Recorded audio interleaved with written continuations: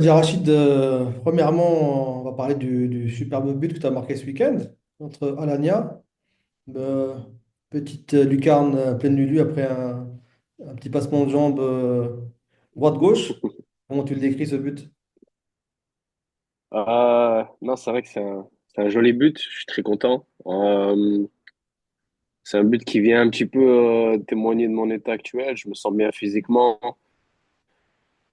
Je retrouve toutes mes sensations. Donc, je suis content de pouvoir marquer des buts comme ça. Mais ça témoigne que je me sens bien physiquement sur le terrain, que je retrouve mes sensations, comme je viens de le dire. Et j'espère que ça va continuer. Justement, comme tu as dit, tu étais buteur et passeur aussi dans ce match. Et c'est ton quatrième but là, depuis début 2025.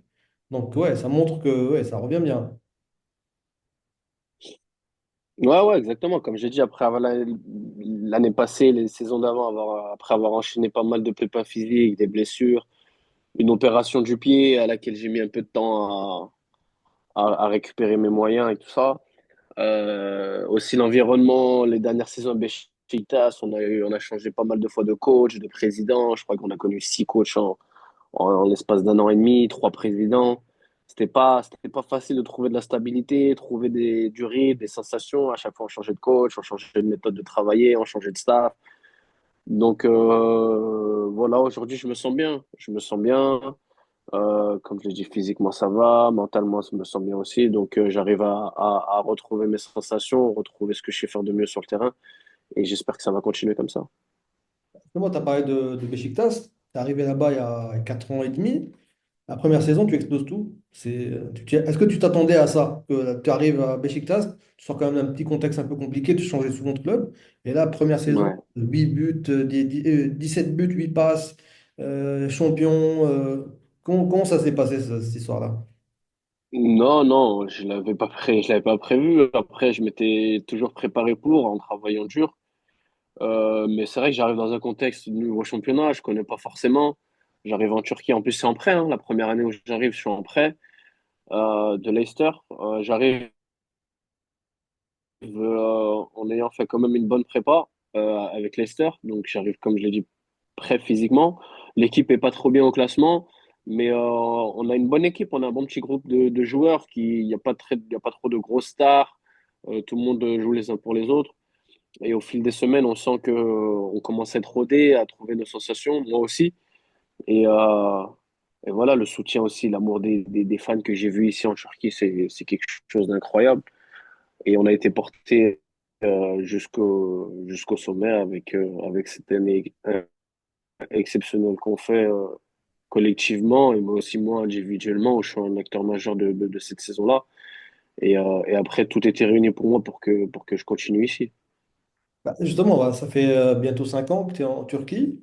J'imagine que ce n'était pas forcément un plan de carrière de passer 5 ans en Turquie. On parle souvent du public, tu en as parlé, toi, la fameuse ferveur du club turc. Donc, qu'est-ce qu'on trouve d'autre dans le championnat, sur le plan technique? C'est quoi la touche, on va dire, turque?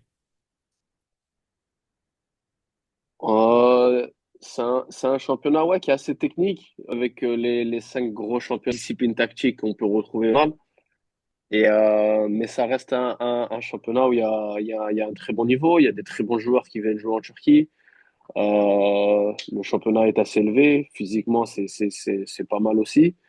Donc, donc aujourd'hui, j'étais sur mes 4 ans que j'ai passé ici particulière, il y a beaucoup de pression, on joue pour gagner des titres, on joue pour jouer l'Europe. Et, euh, et c'est ça qui m'a beaucoup plu. Aujourd'hui, je suis dans un autre contexte. Je suis dans un autre contexte avec un club un peu moins qui joue pas les premiers rôles, mais un club qui a des belles infos. C'est aussi pour ça aussi que, comme je l'ai dit, aujourd'hui, je me sens bien et que je retrouve mes sensations. Ouais, donc, tu as dit, là, au début, là, au Beşiktaş, ça se passe super bien, justement, vous enchaînez. Au moins, ta première bonne saison, puis la deuxième, ça se passe bien. Après, c'est quoi le contexte qui va compliquer un peu les choses? Tu as dit, ça a beaucoup de changements au niveau de président, entraîneur, blessures. C'est quoi qui fait que, bah, au bout d'un moment, ça se passe plus aussi bien qu'au début? Comme je l'ai dit, dans un grand club, il y a beaucoup d'exigences, il y a beaucoup d'attentes avec les fans, et sur les dernières années, c'est vrai qu'on avait un peu de mal à rivaliser. On enchaîne les mauvais résultats, donc on enchaîne les coachs. aux États-Unis me faire opérer. Je mets du temps à récupérer un peu de ma blessure. Et comme je l'ai dit, j'étais attendu vu autour de moi. Donc, c'est vrai que je pressais un peu pour revenir le plus tôt possible, alors que c'était pas forcément des fois la bonne décision à prendre. Retrouver mes sensations, mon rythme. Collectivement, on avait du mal à trouver des résultats. Donc, ça changeait souvent, avec pas tout le temps les meilleures décisions prises par les dirigeants en termes de coach, en termes bah, eux-mêmes aussi. Il y a eu beaucoup d'élections pour réélire de nouveaux présidents qui venaient avec des nouvelles idées. C'est quoi ton ambition cette saison? T'as signé juste pour une saison là à Rizes. Là, ça se passe sûrement. Début de saison, c'était un peu moyen. Là, Ouais, ça commence ouais, très ouais. bien. C'est quoi ton objectif là, avec le club et ton objectif personnel puisque tu as signé une seule saison avec Rizes Sport? Bah, l'objectif du club, c'est d'aller chercher le plus haut possible au classement. C'est de jouer sans vraiment se prendre la tête, gagner le maximum de matchs, finir le plus haut possible. On a une bonne petite équipe avec des jeunes joueurs qui ont pas mal de qualité. Ça reste très jeune. Mais voilà, moi personnellement, j'ai signé qu'un an. Mes objectifs personnels, c'est ça, jouer le mieux possible et pourquoi pas aussi retrouver aussi l'équipe nationale, bien sûr. Tu as connu pas mal de championnats finalement. Tu as fait la France, tu as fait l'Angleterre, l'Italie, maintenant la Turquie. Est-ce que tu te vois encore changer de championnat, trouver, si tu trouves un autre challenge ailleurs, c'est quoi ton projet? J'ai quand même connu, comme tu l'as dit, pas mal de championnats, de bons championnats, de grandes équipes. J'ai joué dans des grands championnats, des grandes équipes, donc ça m'a donné beaucoup d'expérience. Et aujourd'hui, je me concentre sur le terrain et on verra les Justement, opportunités pour la saison prochaine. avant de parler un peu de l'équipe nationale, pour revenir un petit peu, bon, tu as déjà parlé en interview sur tes choix quand tu es parti de Lyon, quand tu étais très attendu, tu as Monaco, tu as Leicester, il y a beaucoup de pression, tu dois remplacer des gens comme Bernardo Silva, comme Mahrez. Donc tu avais pas mal de pression à ce moment-là quand tu quittes Lyon. Comment tu as géré ça à l'époque? Ouais, c'est vrai que c'est pas facile. C'est pas facile quand tu arrives dans un club, souvent qui tourne bien, qui gagne, et qui te dit, bon, bah, tu dois remplacer notre meilleur joueur. On te le dit pas forcément comme ça, mais c'est vrai que c'est aussi très flatteur parce que ça montre que on a confiance en nous, qu'on a un joueur de qualité. Mais c'est pas facile. En plus, à Leicester, j'arrive pareil, le contexte il est un peu particulier avec l'OPL, où la plupart des joueurs ils n'étaient pas vraiment derrière lui à le soutenir. Et, mais c'est sûr que ça m'a beaucoup aidé pour ma carrière ensuite. Ça m'a permis de gérer après pas mal de pression. Ça m'a permis aussi dans mon année à Beşiktaş, où c'est un club qui a beaucoup de pression en Turquie, comme Gala, comme Fener. Tu as dit que Alors, t'as appris donc la pression, en fait, c'est ça, ce que tu as appris à Leicester, ça t'a servi plus tard en Turquie, c'est ça? ouais, exactement. Ça m'a forgé, ça m'a aidé à gagner en expérience. Euh, et comme j'ai dit, justement, ces attentes qu'on a autour de nous. Et ça m'a permis plus tard, autour des joueurs, où il y a beaucoup d'attentes au niveau de l'équipe, pour avoir des résultats. Ça m'a beaucoup aidé, tout ce que j'avais vécu avant dans ma carrière. En revenant un petit peu sur ta carrière, une dernière question un peu sur ta carrière. Est-ce que tu ne dis pas que tu as peut-être quitté Lyon un peu tard? Tu as peut-être fait une saison de trop, parce que tu avais 23-24 ans. Qu'aujourd'hui, on voit que de plus en plus, les jeunes partent très tôt, hein. Ils font une bonne saison et ils font la pression pour partir. Est-ce que tu penses que le contexte, le fait que tu viennes du club, a fait que tu es resté peut-être une saison de plus ou que tu aurais pu partir plus tôt? Franchement, non, moi j'étais tellement bien en fait. Moi j'étais bien, j'étais dans le club où j'avais été formé, dans ma ville, j'avais toute ma famille, je jouais dans l'équipe première, dans le nouveau stade. J'avais un coach qui comptait sur moi, on avait une bonne équipe. Donc, j'ai pas, j'avais commencé un peu après les autres à jouer vraiment en tant que titulaire dans l'équipe. Donc, moi, j'étais bien, franchement, j'étais bien. Je pense pas avoir fait la saison de trop, euh, mais, euh, mais c'est vrai que j'aurais préféré partir autrement, c'est tout. C'est juste que la sortie, comment c'est passé, c'était pas de la meilleure des manières, mais après, je regrette rien. Franchement, j'ai passé des super saisons. On va partir maintenant, on va parler un peu de la sélection. Tu es arrivé, la première sélection, c'était en 2015. C'était à l'époque, je crois que c'était Gourcuff, c'est ça? Ouais. au Qatar. C'était assez carré à l'époque, le jeu que proposait Gourcuff. C'était du beau football offensif. Ouais, c'était son empreinte qu'il avait sur le jeu, qui voulait absolument que ses équipes jouent au ballon avec un système très défini. C'était le 4-4-2 avec Gourcuff. Il voulait que ça joue au ballon. Il voulait que ça joue au ballon, justement. Il avait les joueurs pour aussi.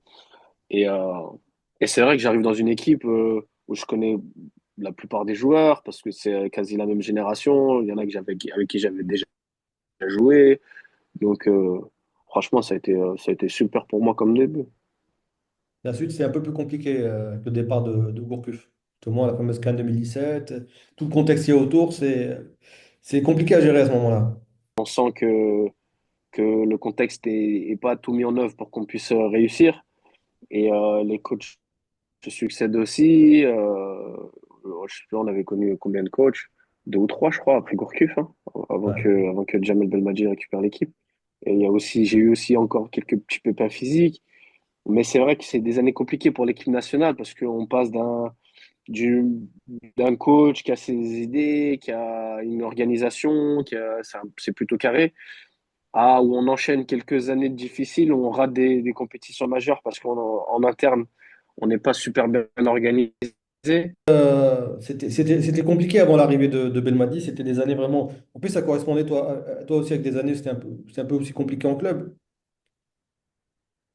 Ouais, ouais, où j'enchaînais les prêts à la Fiorentina, à Leicester, ma première année où c'est pas super, ça se passe super bien. Donc, ouais, c'est tout on va dire, qui va pas dans le bon sens pour moi personnellement sur le terrain. Donc, tu arrives quand même au début de Belmadi, il te convoque. Là, il essaie un peu de faire jouer un peu à gauche, hein, en ailier classique, on va dire, pas sur ton pied gauche, pas pour rentrer comme tu joues à droite aujourd'hui. Après, bah, il y a la CAN qui arrive. Bon, on ne peut pas prévoir justement ce qui va arriver avec cette victoire et tout. Comment ce que tu fais, comment ça se fait que tu restes pas forcément dans ce groupe-là? Les blessures, les blessures. C'est à cause de moi, je suis dans le premier groupe de Belmadi. Ça se passe plus ou moins bien. C'est vrai que je joue à gauche.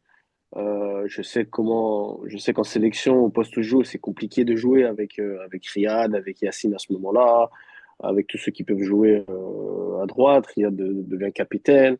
Il joue à Manchester City, meilleur joueur africain, meilleur joueur de première ligue. Donc c'est compliqué, mais ça, je le sais, tu vois. Donc moi, je suis là, je prends ce qu'il y a à prendre, j'essaie d'aider au maximum.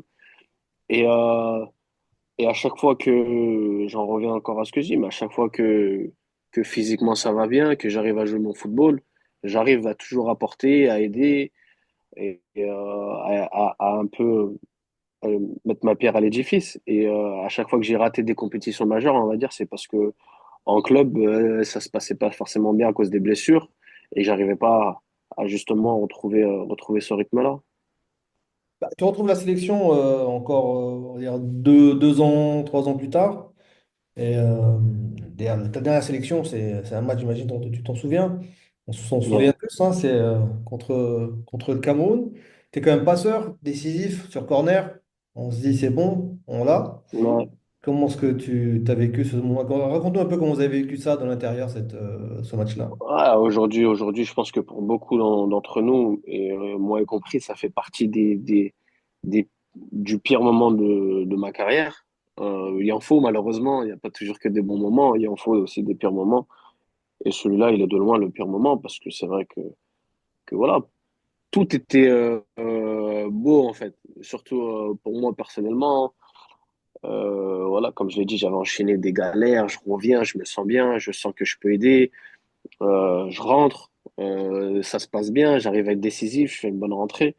Et en l'espace de 4 secondes, 5 secondes, il y a tout qui s'effondre. On avait déjà la Coupe du Monde et tout ça, mais bon, comme je l'ai dit, ça fait partie du football. Et voilà, après, il faut savoir se relever et repartir de l'avant. Mais c'est sûr que c'est la plus grande des illusions de notre carrière. Donc toi, comme je l'ai dit, c'est ta dernière sélection, ça fait bientôt 3 ans, 2 ans et demi, 3 ans.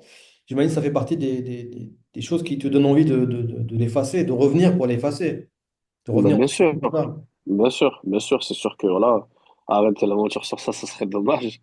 Mais comme je l'ai dit, voilà, aujourd'hui, la sélection, c'est, c'est pas, je veux dire, il y a quand même du niveau, il y a quand même des compétences à avoir, à aller chercher pour pouvoir estimer sa place. Et ça, je l'ai toujours su depuis que j'ai commencé ma carrière.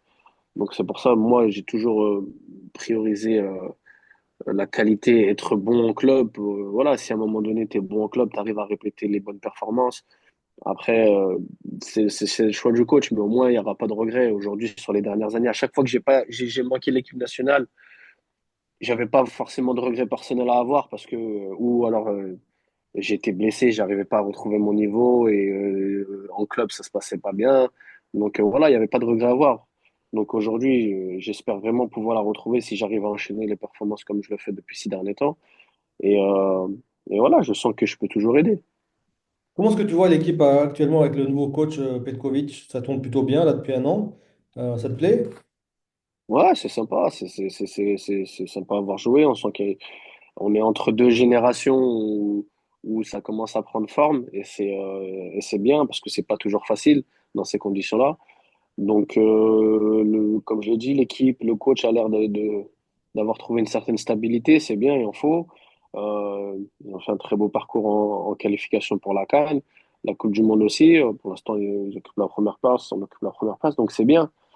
Mais voilà, il y aura des compétitions majeures à aller chercher. On va voir vraiment là le vrai visage de cette équipe.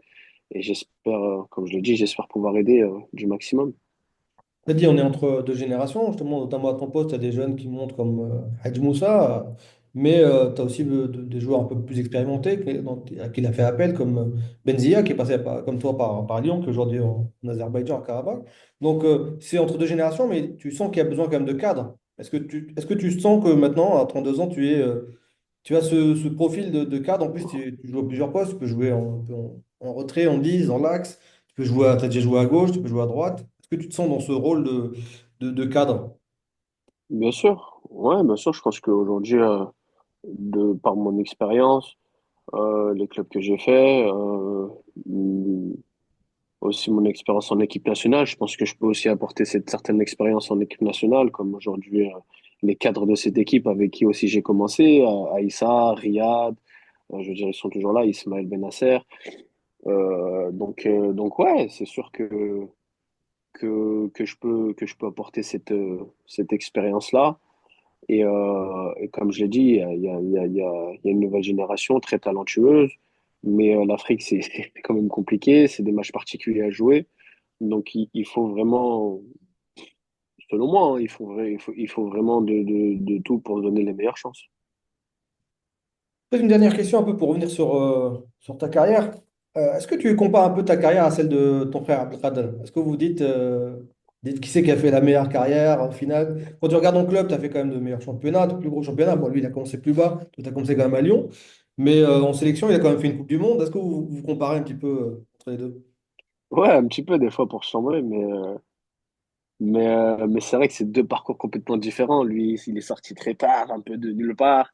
Et moi, je suis sorti un petit peu voilà, du centre de formation, de l'Olympique Lyonnais, dans le monde professionnel et tout ça. Mais au final, peut-être à cette époque, ils avaient moins de moyens, ils avaient moins de talent de cette équipe nationale et, et ça lui a donné l'opportunité de faire une Coupe du Monde, une ou deux CAN. Donc ouais, c'est sûr que au niveau de l'équipe nationale, il est devant moi. Donc c'est pour ça qu'il faut essayer de remédier à ça un petit peu. Inch'Allah. Donc, c'est quoi ton objectif? Bien sûr, tu as dit fin de saison, bah, il y aura peut-être notre contrat, peut-être un renouvellement, peut-être ailleurs. Et en sélection, bah, tu as justement la CAN qui arrive, tu as une qualification Coupe du Monde. J'imagine que c'est des objectifs qui sont tracés dans ta tête. Ouais, bien sûr, bien sûr. Aujourd'hui, j'étais vraiment focus sur retrouver mon niveau en club pour pouvoir après aller chercher le retour en équipe nationale. Aujourd'hui, ça commence à être dans ma tête, c'est dans ma tête. Mais voilà, de me dire que si je me sens bien, si je suis performant et je suis compétitif en club, bien sûr que je postule à une place en équipe nationale. Il y a des échéances importantes à venir. Euh, la qualification pour la Coupe du Monde. Il y a cette CAN aussi au Maroc qui arrive qui arrive très rapidement. Donc, bien sûr que ce sont des objectifs pour moi. Donc, comme on l'a dit en début d'interview, tu es en forme en ce moment, tu as marqué 4 buts depuis le début de 2025. Physiquement, tu te sens bien, tu te sens au top? Ouais, ouais, physiquement, je me sens très bien et c'est pour ça que j'arrive à retrouver mon meilleur niveau. Donc, je fais tout pour, je travaille très dur pour continuer à garder ce niveau de performance et j'espère que ça durera le plus longtemps possible. Écoute, bah, on te souhaite le meilleur pour cette fin de saison avec les Merci beaucoup. Éléphants. Et pourquoi pas te Merci. retrouver bientôt en sélection. Merci, c'est gentil. Merci. Merci Rachid. Merci, Medji. Merci à toi. Ciao.